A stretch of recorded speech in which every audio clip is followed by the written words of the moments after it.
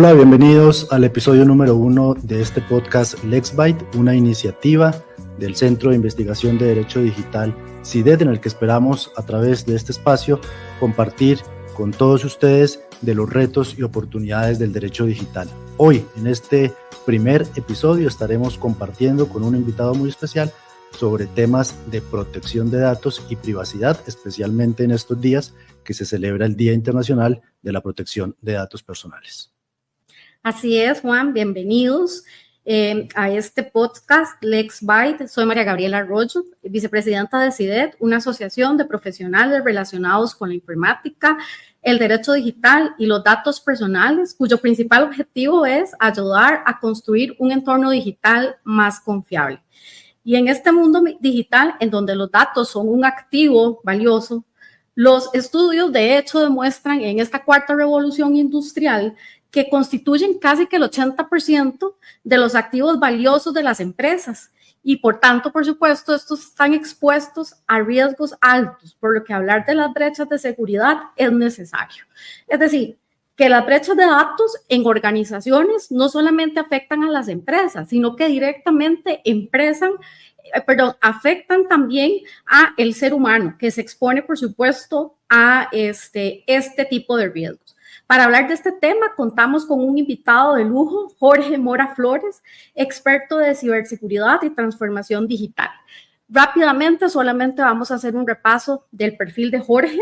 Con más de 23 años de experiencia en tecnología de la información y la comunicación, transformación digital, ciberseguridad e innovación, máster en innovación para el desarrollo empresarial e ingeniería en la computación, actualmente cursando licenciatura en informática y gestión de proyectos junto con una maestría de ciberseguridad especializada en ciberseguridad industrial. Su carrera incluye roles de liderazgo importantes como director de gobernanza digital en el MISID y exdirector en el Ministerio de la Presidencia de Costa Rica. Como emprendedor, durante más de 16 años se ha enfocado en el desarrollo del software, ciberseguridad y sistemas de información. Un logro destacado en su carrera, de hecho, y del que también hoy vamos a conversar, fue liderar la respuesta nacional al incidente de ciberseguridad del Grupo Conti en Costa Rica en abril del año 2022. De verdad que bienvenido, Jorge. Es un honor empezar con nuestro podcast número 1 y contar con su presencia el día de hoy. Muchas gracias, Juan. Muchas gracias, Gabriela. Pues muy contento de estar aquí en el programa número 1. Realmente pues agradecerles esta oportunidad, agradecerles también a las personas que nos están observando y que van a compartir este ratito aquí con nosotros para poder hablar de temas importantes sobre protección de datos, sobre el tema de la ciberseguridad, sobre seguridad de la información, atender también dudas entre nosotros, ¿verdad? Que le pueda ayudar a las personas, ¿verdad? A entender por qué es que nos debemos preocupar por proteger nuestros datos y por qué no es una cosa menor, ¿verdad? No es una cuestión menor, ¿verdad?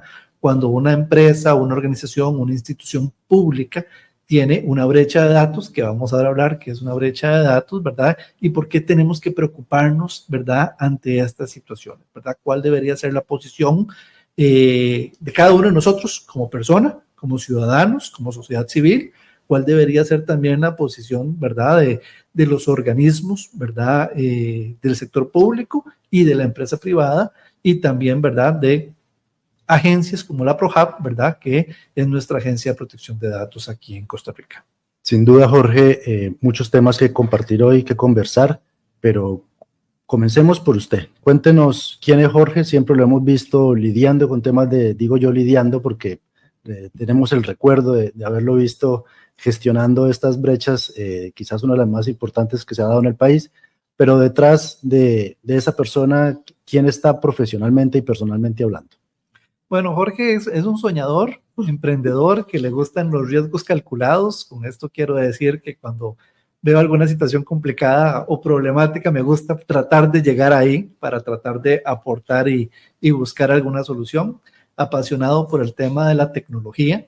Soy de base pues ingeniero en computación, que es mi carrera principal, y pues siempre digamos he pensado que la tecnología es esa herramienta que todos necesitamos o esa herramienta a la cual todos tenemos que tener acceso, ¿verdad? Para poder lograr alcanzar nuestros sueños. Conforme la tecnología ha venido avanzando, además de brindarnos una gran serie de oportunidades, pues han generado una serie de riesgos, ¿verdad? Con el tema de la información o la protección de la información o el acceso no autorizado, digamos, a la información. Entonces me empecé a desarrollar un poco más en temas del área de la ciberseguridad, ¿verdad? De cómo proteger la información de las organizaciones, cómo proteger también un poco la información de las personas. Tuve la oportunidad de, luego de estar en el Ministerio de la Presidencia, donde parte del trabajo fue promover elementos de gobierno digital, ¿verdad? Apoyar al MISID desde Presidencia para crear, desde ahí se creó, de hecho, el primer decreto que conformó la Comisión de Alto Nivel de Gobierno Digital y se creó la primer directriz presidencial orientada a las instituciones de gobierno central para tener un gobierno digital del bicentenario, con algunas acciones puntuales y claves, ¿verdad?, de desarrollo de cómo digitalizar y cómo llevar pues la facilidad de los trámites que se hacen de forma analógica y presencial a trámites digitales, ¿verdad? Entonces era un intento que hacía, digamos, el gobierno de la administración 2018-2022, Alvarado Quesada, con el tema de la digitalización y apoyando pues la primera estrategia de transformación digital que tuvo el país. Que hay que recordar que la mayoría de los países tenían estrategias de gobierno digital y Costa Rica, se habla poco de esto, pero Costa Rica fue el primer país en tener una estrategia de transformación digital, que es un concepto más amplio que el de gobierno digital. Gobierno digital se enfoca directamente a tomar a las instituciones públicas y cómo entregan servicios digitales a las personas y a los ciudadanos. Entonces fue un poco, digamos, del trabajo que pude colaborar desde Presidencia y luego pasé al Ministerio de Ciencia, Innovación, Tecnología y Telecomunicaciones, donde trabajaba temas de firma digital certificada. Bueno, ahí tuve la oportunidad de conocer a Juan, que nos ayudó desde el Colegio de Abogados, temas de normativas, temas de gobierno digital y temas de ciberseguridad. Y bueno, tuvimos un ciberataque fuerte que me tocó pues estar en la parte técnica liderando el tema. Era un ataque a 335 instituciones, ¿verdad? Al final fueron pocas las que fueron afectadas, la principal el Ministerio de Hacienda, que fue el que nos hizo darnos cuenta bajo qué estaba sucediendo. Algo importante, ningún grupo de delincuentes informáticos se había nunca presentado para poder decir que iba a ser un ataque nacional, sino que eran ataques a instituciones. Entonces esto hace diferente esto, y entonces por ahí fueron un poco los aportes.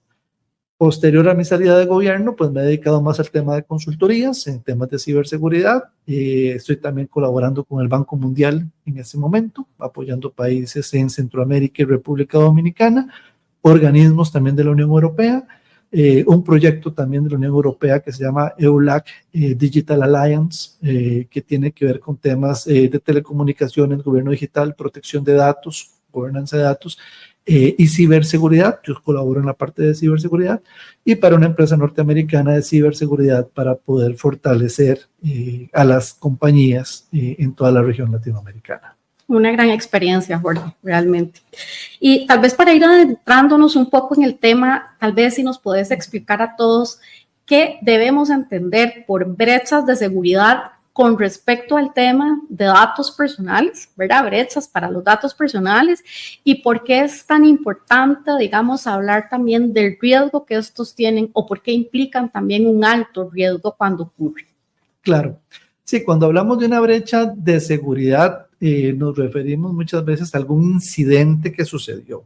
Ese incidente puede haber sido, digamos, sin culpa, ¿verdad? Una persona cometió un error dentro de alguna organización, un error, ¿verdad? Dejar la puerta de la casa abierta en la noche, ¿verdad? No es intencional, pero eso genera una brecha de seguridad a un hogar o a una oficina. Puede ser intencional, ¿verdad? De lo que llamamos threat insiders, ¿verdad?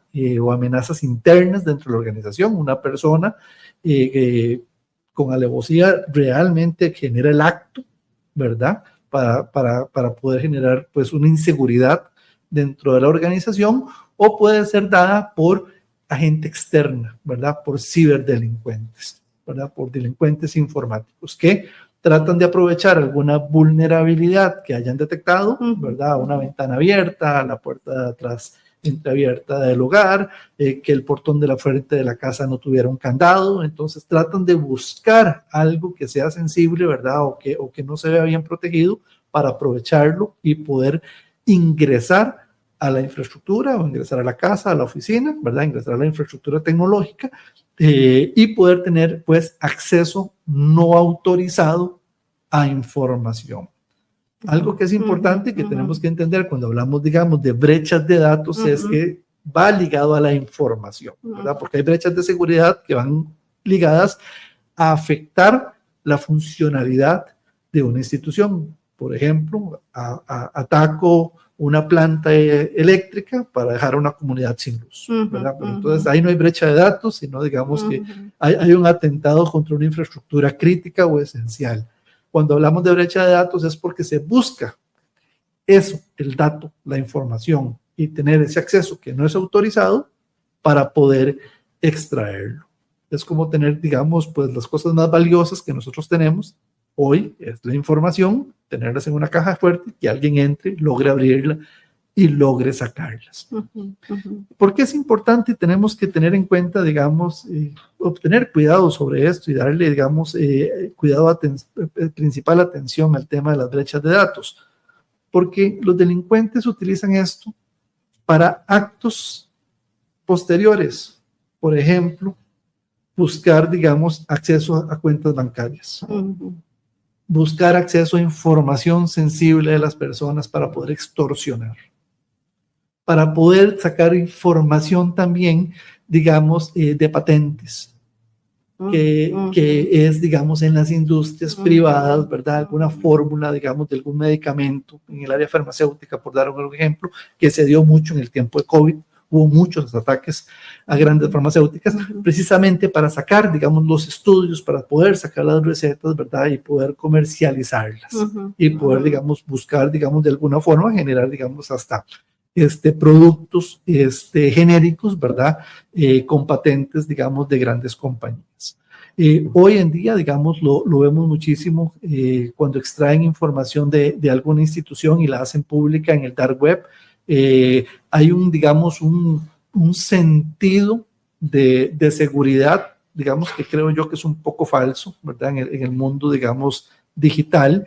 Y es que si pensamos en seguridad, cuando salimos a la calle, pues nos quitamos el arete, no andamos un reloj visible, la cartera la andamos al frente o el bulto lo ponemos al frente, nos protegemos un poco más porque estamos acostumbrados a que tenemos que tener seguridad en el mundo físico. Pero en el mundo virtual, cuando nos conectamos, como por ejemplo hoy, estamos en una oficina, puerta cerrada, tenemos nuestros dispositivos digitales, entonces tenemos una sensación de seguridad, porque cada vez que entramos al mundo digital, o estamos en una oficina, o estamos en nuestra casa, o nos encontramos en un restaurante, o en un café, son lugares seguros. Pero olvidamos que dentro de las autopistas digitales que no vemos, ¿verdad? Donde está nuestra conexión, hay delincuentes que también, y tenemos que tener cuidado. Cuando alguien roba información de una institución, por ejemplo, una institución pública, y publican estos delincuentes la información en el dark web, mucha gente dice, ¿quién entra al dark web? Es poco accesible para la gente común. Entonces, al final, hay una sensación también de seguridad falsa para mí, de que no va a pasar nada.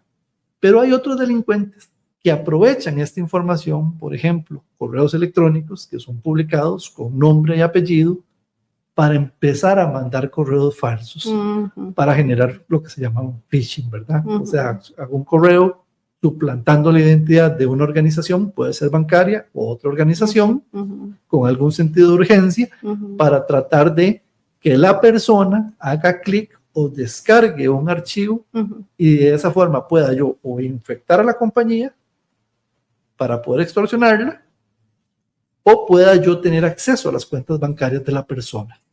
¿verdad? Porque ya tengo su nombre, tengo su correo, y hoy con inteligencia artificial, más que nunca, con mayor facilidad de poder personalizar también esos correos que yo estoy mandando a las personas. Antes nos dábamos cuenta porque había una muy mala traducción, muchas faltas de ortografía, una redacción extraña, y uno dice, no, este correo es falso. Hoy con la inteligencia artificial y teniendo acceso a muchos correos electrónicos que están en el dark web, podemos tener, digamos, campañas de ataque dirigidas a personas y a organizaciones. Entonces, es importante, ¿verdad?, que entendamos que el tema de la brecha de datos es algo de mucho cuidado, y que nosotros tenemos que tener cuidado de a dónde depositamos los datos y cómo los estamos depositando, si están cifrados, si no están cifrados, y que hagamos esas preguntas a las instituciones, tanto públicas como privadas. ¿Cómo está guardando mis datos? ¿Cifrados o no cifrados? ¿Verdad? Porque es desde el movimiento civil, desde la persona, que podemos nosotros realmente exigir al sector público y privado, ¿verdad?, nuestra protección. Y sobre todo a través del ejercicio de esos derechos. Correcto. Eso que usted nos acaba de mencionar, muy importante, de demandar a quien va a tratar nuestros datos personales, demandar el cumplimiento de esos derechos que tengo. ¿Cuáles son las medidas de seguridad? Si los van a encriptar o no, con quién los van a compartir, cuáles son esos fines para los cuales se están recopilando esos datos. Muy importante esa recomendación. Jorge, a usted le tocó vivir como director de gobernanza digital una de las mayores o la mayor brecha de datos que se ha sufrido en la administración pública de Costa Rica. El año pasado que tuvimos oportunidad de hablar en El Salvador, que nos encontramos en un evento, usted me contaba un poco de esos días estresantes, de cómo se recibe esa noticia, y me gustaría que en la medida de lo que se pueda, de lo posible, usted comparta con esta audiencia cómo se vive un evento de esos con una magnitud país tan grande. Sí, yo creo que lo primero que tenemos que concientizarnos, ¿verdad?, es que estamos viviendo una realidad de delincuencia cibernética, ¿verdad? Entonces, ya esto es un hecho, esto no es ficción, sucede. Ya tenemos ciberguerras, ¿verdad? Lo que se está viviendo en Ucrania, además de tener la guerra física, también tiene ciberguerras, o sea, drones que llevan bombas, ¿verdad?, para poder, digamos, generar, digamos, ataques directos. Y no podemos trabajar esto de una manera aislada. O sea, poder combatir a estos ciberdelincuentes tenemos que combatirlos de una forma conjunta, ¿verdad? Y requiere también un nivel de madurez de todos, a nivel, digamos, hablo de gobiernos, hablo de instituciones, hablo del sector público, hablo del individuo, ¿verdad? Como personas, requerimos un nivel de madurez para poder decir qué es lo que nos está sucediendo, comentar qué nos pasó, ¿verdad?, en un grupo, digamos, de trabajo, un grupo de confianza, poder compartir las experiencias y también pedir ayuda. Lo que nos pasó a nosotros, ¿verdad?, hablo nosotros como Costa Rica, digamos, muestra un poco, digamos, esta falta de madurez, ¿verdad?, que teníamos como personas, que teníamos como instituciones, ¿verdad?, que teníamos como país, ¿verdad?, donde tenemos un evento, tenemos una situación, detectamos algo en la institución y en lugar de pedir ayuda y avisar, nos quedamos callados. Y eso al final, tratando de querer, con una muy buena intención de solucionar una situación, ponemos en riesgo otras instituciones, ¿verdad?, y se empieza a hacer un efecto dominó. Nos enteramos el domingo de Semana Santa que aparentemente Hacienda estaba impactado por Grupo Conti. Grupo Conti en ese momento era el grupo de delincuentes más agresivo y más efectivo que había en el momento. Con esto quiero decir que prácticamente todos los ataques que realizaban eran con éxito y, digamos, de una forma muy violenta, en el sentido, digamos, de que el cifrado de la información era muy rápido y la extracción de la información también era bastante veloz. Y perdón, y con algo que vos decías también, esa falta de madurez a veces ¿verdad? O la falta de preparación y formación también para poder atacar, o defendernos más bien ante esos ataques. Sí, realmente, digamos, el tema de la formación es un tema importantísimo. O sea, hay más de 3 millones de profesionales en ciberseguridad faltantes en el mundo, más de 700,000 en América Latina. O sea, no hay suficientes profesionales para la cantidad de instituciones públicas y empresas privadas en este momento. Jorge, y eso que vos decís, no solamente un tema de la falta de formación de profesional experto en ciberseguridad, y perdona que me taque la cuchara, pero es porque la parte de la formación yo también siempre he pensado que tiene que ser, ¿verdad?, como el pilar fundamental, sino que también incluso en materia de protección de datos y hasta con nuestro mismo marco normativo, por ejemplo, significa que hubo también incumplimiento al marco normativo con respecto a las notificaciones de brechas de seguridad en materia de datos personales, ¿verdad? Entonces, es absolutamente claro, y esto siempre es una de las conclusiones que siempre llegamos, es que la formación sí o sí es absolutamente necesaria.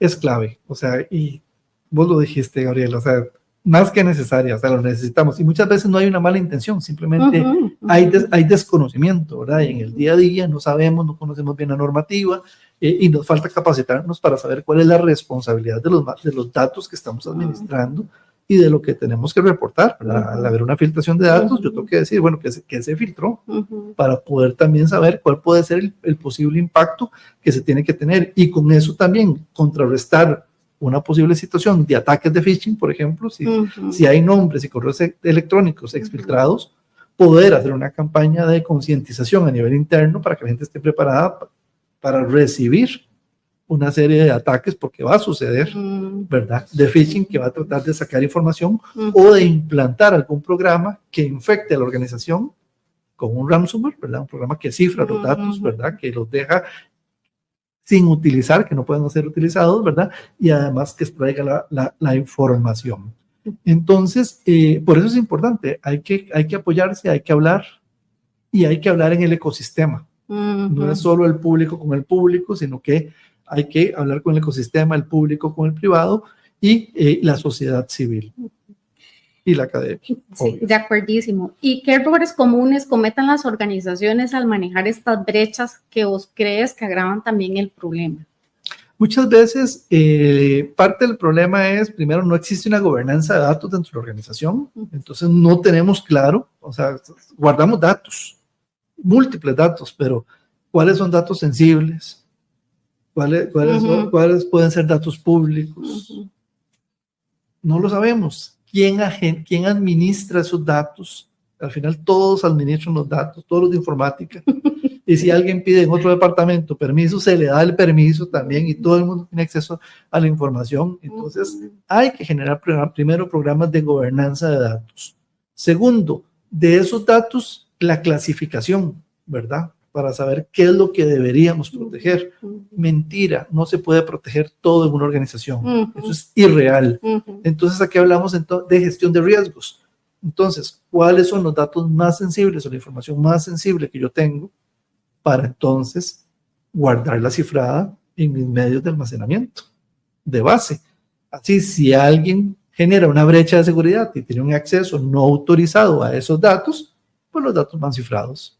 Entonces no hay riesgo y estamos protegiendo a los dueños de los datos. Entonces, gobernanza de datos, clasificación de datos, gestión de riesgos para realmente saber qué es lo que tenemos qué es lo que nos genera más riesgo dentro de la organización y a partir de ahí tener un plan de contingencia para poder tener una recuperación rápida, ¿verdad? Los respaldos y una recuperación rápida sobre es más riesgoso o más importante para la organización, entendiendo que no todo es importante y que habrán datos o información que tenemos que aceptar que podríamos perder, ¿verdad? Entonces tenemos que también conocer ese nivel de tolerancia de qué podríamos perder. Jorge, dentro de ese marco de gobernanza que usted nos acaba de describir, ¿cuáles son esos roles importantes dentro de la organización, sea administración pública, sea una empresa privada, esos llamados a enarbolar esa bandera de la protección de datos y la seguridad de la información? Sí, Hay varios roles. Yo creo, digamos, que en la creación de equipos, primero, multidisciplinarios dentro de la organización, ¿verdad? Porque muchas veces esta responsabilidad queda en los equipos técnicos o en los equipos de TI, sí. Y debería haber alguien de alta dirección ahí, ¿verdad? Que nos dé la visión estratégica, debería haber alguien de departamento legal, también, delegado de protección de datos. Que nos ayude a entenderlo. ¿Quién es el encargado, verdad? Tiene que haber una figura, ¿verdad? Un Chief Data Officer, ¿verdad? Que debería ser el encargado de manejar esa gobernanza, ¿verdad? O de liderar la estrategia de esa gobernanza. Tiene que haber gente, digamos, que se encargue, digamos, de proteger, ¿verdad? Los datos, gente que procese datos, ¿verdad? O que administre datos, ¿verdad? Para alguna función, ¿verdad? Hay que identificar quiénes son los dueños también de los datos dentro de la organización. Entonces son, digamos, como algunos roles, digamos, claves que deberían existir ahí, pero siempre con un equipo multidisciplinario de diferentes áreas. Sin duda, no es una tarea entonces sencilla, tampoco ni fácil, pero bueno. Y no de una persona tampoco, que muchas veces queda en eso, en el delegado de protección de datos, en el de soporte de TI, sí, que peor todavía. Y sí, bueno, y me encanta de esta conversación el tema, ¿verdad? De que tienen que ser equipos multidisciplinarios, cada uno es absolutamente necesario, cada uno tiene un rol distinto, pero debe hablarse, debe integrarse, ¿verdad? Como lo decíamos ahora, no solamente es un encargado de seguridad y un encargado de protección de datos, ¿verdad? Por ejemplo, Gabriela, ¿qué pasaría con el riesgo reputacional de una organización ante esa brecha? Digamos, por supuesto. Tal vez la persona de TI no evalúe el impacto que puede tener la organización como si lo puede tener alguien de la alta gerencia. Entonces, por eso es un ejemplo de por qué tiene que haber un equipo multidisciplinario. De acuerdísimo. ¿Qué pasos deben seguir las organizaciones para mitigar ese daño y proteger a las personas afectadas? El primer paso para mí es educación. O sea, tenemos que empezar con programas de concientización o de awareness para todas las personas a nivel, digamos, de el manejo de los datos, a nivel de la responsabilidad que ellos tienen al gestionar los datos, ¿verdad? Porque cuando estamos en una organización, gestionamos datos de alguna forma y gestionamos información.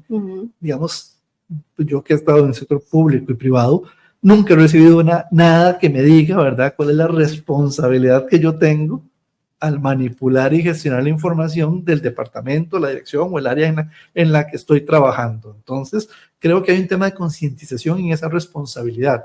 Segundo, tenemos que ver también la responsabilidad que tenemos al uso de la tecnología de información, ¿verdad? Cómo utilizamos los dispositivos tecnológicos que tenemos.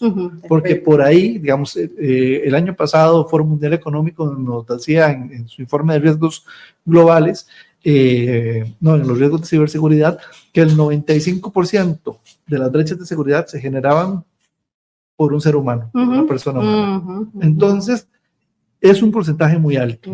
Entonces, tenemos que enseñarle a la gente que aprende a identificar, bueno, si me están contactando aquí de la gerencia general para decirme que me están dando un premio de rendimiento y me van a dar un Amazon Card, realmente pasé yo por algún proceso de evaluación de rendimiento y alguien me comunicó formalmente que había un programa de incentivos o no, o simplemente voy y me emocioné con el Amazon Card y le di clic al correo electrónico. Entonces, hay todo un proceso también de concientización, ¿verdad?, del uso de la tecnología.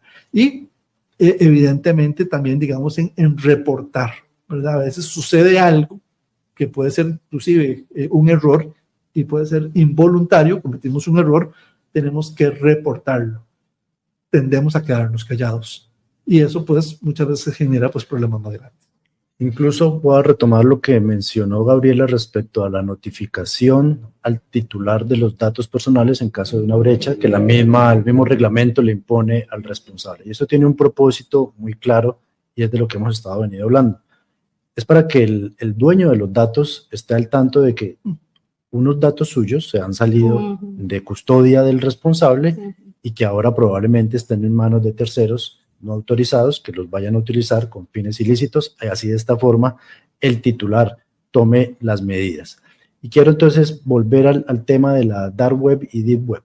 Hay empresas que parte de sus servicios es excavar o minar o ir a las profundidades de este su mundo digital, precisamente para hacer inteligencia y ver qué datos hay de personas que están vinculadas con una empresa, altos ejecutivos o simplemente personas que tienen credenciales de acceso.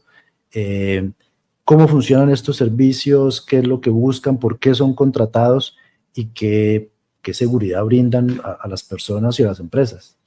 Sí, hay empresas que hay empresas que se especializan precisamente en lo que es el monitoreo del dark web para, digamos, protección de marca.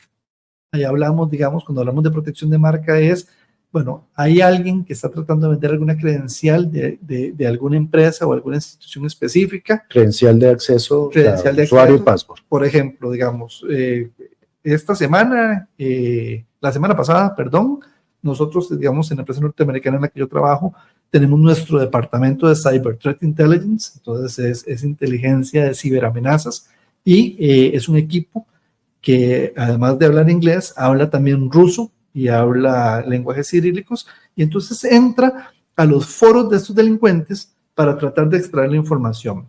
Uno de los colegas encuentra un archivo sobre un firewall y está vendiendo accesos, claves y correos electrónicos de administradores de firewalls de diferentes países. Hay empresas de Costa Rica, hay empresas de Colombia, hay empresas de República Dominicana, hay de Guatemala, hay de Honduras, y ahí hay una gran lista. ¿Qué viene ahí? Me dice, ¿cuál es la dirección IP? O sea, donde está apuntando ese firewall para que yo llegue directo al firewall, y me dice, y estos son los correos electrónicos de administrador que están. Entonces ya puedo empezar a trabajar y ya detecté que estos firewalls además tienen esta vulnerabilidad. O sea que una persona con conocimiento técnico puede explotar la vulnerabilidad para poder ingresar, ¿verdad? Pues romper ese candado. El firewall es una pared de fuego, ¿verdad? Es una pared de seguridad que protege el ingreso a la institución, y entonces al tener una vulnerabilidad y al tener yo también ya los correos de los administradores, ya puedo tener más ventaja para tratar de saltarme ese nivel de seguridad. O sea, se encuentra materia prima completamente ilícita, pero que es aprovechada por estos grupos ciberdelincuenciales. Es correcto. Entonces, estas empresas que dan monitoreo, ¿verdad? Nosotros lo usamos con nuestros clientes, ¿verdad? Y le decimos, mira, encontramos esto, ¿verdad? Por ejemplo, hoy precisamente me tocó a mí, me avisan que hay un cliente de México que certificó a otra empresa de México, y esa empresa, segunda empresa de México, fue atacada por Ransom Hub, un grupo de delincuentes de ransomware. Entonces lo que hacemos es que contactamos a nuestro cliente y le decimos, hey, mira, esta persona que es aliada tuya y que vos certificaste, fue impactada. Vean sus controles de seguridad, porque si ustedes tienen una conexión con ellos, sepan que están en riesgo de que se conecten con ustedes. Entonces, para esto sirve este monitoreo. Protege marca, ayuda a prevenir, por ejemplo, a veces hay filtración de tarjetas de crédito para el sector financiero y se encuentran las tarjetas de crédito completos, los números y toda la información en el dark web. Entonces los bancos pueden bloquear rápidamente las tarjetas de crédito y avisar, digamos, a las personas. Entonces es parte del servicio que se da. Y bueno, todo esto que nos comentas es súper interesante, porque ahí además no hay una sola protección de marca atrás, ¿verdad? Sino que también hay una protección de esta información que también podría ya tener una relación directa con una persona, ¿verdad? Es decir, ya con temas de datos personales, y entonces yo diría como que estamos matando a un pájaro. ¿Cómo es el dicho? Bueno, que estamos teniendo, digamos, tal vez la posibilidad de, en una sola vez ya evitar o mitigar un riesgo no solamente reputacional, corporativo o empresarial, sino que también, por supuesto, de un riesgo o vulnerabilidad que vaya a sufrir una persona, digamos. Y digamos que siempre hablando de este tema, ¿cómo crees que debe prepararse una institución pública y una institución privada para mitigar este tipo de riesgos? ¿Qué es lo que usted dice? Bueno, tiene que ser el top 5, ¿verdad? De lo que sí o sí necesariamente debe tener esta institución para mitigar en la mayor posibilidad, digamos, este tipo, digamos, de riesgo. Ya sabemos que el riesgo cero no existe, pero por lo menos para mitigarlo. Bueno, el primer paso que yo haría, digamos, y para cada país, en el caso de Costa Rica, es tenemos que conocer la normativa. No podemos hacernos de la vista gorda. Entonces, ¿qué es lo que dice hoy ProHub? Habrán algunos que digan, no, la ley está muy básica, le falta muy... es una ley que resuelve, digamos, por lo menos. Se puede mejorar, no hay leyes perfectas, ¿verdad? Y con el paso del tiempo, para eso hay una asamblea legislativa, ellos tienen que mejorar eso. Digamos, hay una normativa. Entonces, ¿qué dice la normativa que debo cumplir? Porque la normativa es para todos. Segundo, tengo que montar una estrategia, ¿verdad? Entonces, tengo que generar cuál es esa ruta a la que yo quiero llegar. En esa estrategia tengo que definir cuál es mi apetito de riesgo. O sea, qué tanto me quiero arriesgar y qué tanto me quiero proteger. ¿Qué tanto me voy a exponer?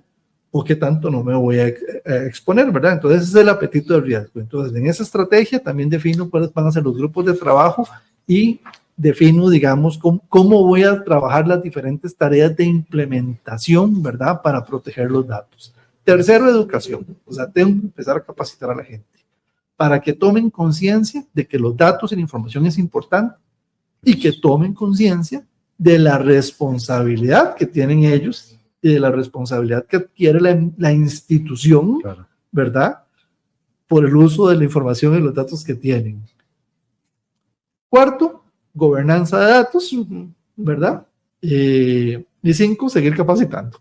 Sí, esa de la conciencia de la responsabilidad que se tiene sobre esos datos es una de las partes quizás más complejas que uno como asesor legal encuentra, y es eso. Primero, creen que los datos son de ellos, entonces que no tienen que responder ante nadie porque son la base de datos de mis clientes y es mía, y pues yo veré lo que hago con ella y yo puedo hacer cualquier cosa con esos datos. Cuando uno les explica que no, que los datos no son de ellos, que ellos son responsables, custodios y demás, cambia el escenario.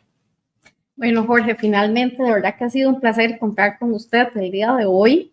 Y antes de cerrar, tal vez decirnos un mensaje final que le darías a las personas y a las organizaciones sobre la importancia de proteger su privacidad en un mundo cada vez más digital y más vulnerable.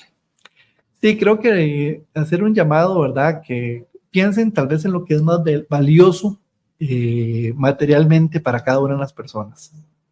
Y hay que extrapolar eso a mi información, a mis datos.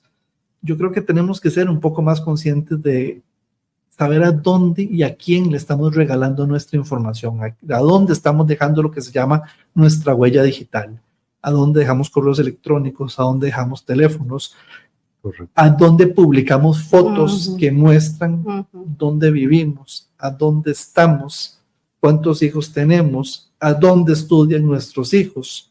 O sea, porque todo lo que se publica en el Internet, de alguna u otra forma, puede llegar a ser público o es público. Entonces, que tomemos conciencia un poco de eso, que la aprovechemos, que la disfrutemos, que le saquemos provecho, pero que lo hagamos con el cuidado y con la seguridad, como cuando salimos a la calle de noche. Bueno, muchas gracias, Jorge. Sin duda ha sido un episodio muy enriquecedor, de mucho aprendizaje en lo personal. Para mí lo fue y sé que para muchos también lo va a ser. Gracias por compartir sus experiencias, su conocimiento, y bueno, recordar a todos los que nos ven que la protección de datos o los datos personales es un derecho, que hay una ley que nos garantiza su protección, pero debemos ejercerla. Requiere una conducta proactiva y activa por parte de nosotros, de reclamar esos derechos y también de enseñarle a quien tiene esos datos, pues que están obligados por ley a responder por esos datos personales. Este es entonces ya el final del episodio número 1 del podcast LexByte. Ha sido un gusto compartir con todos ustedes.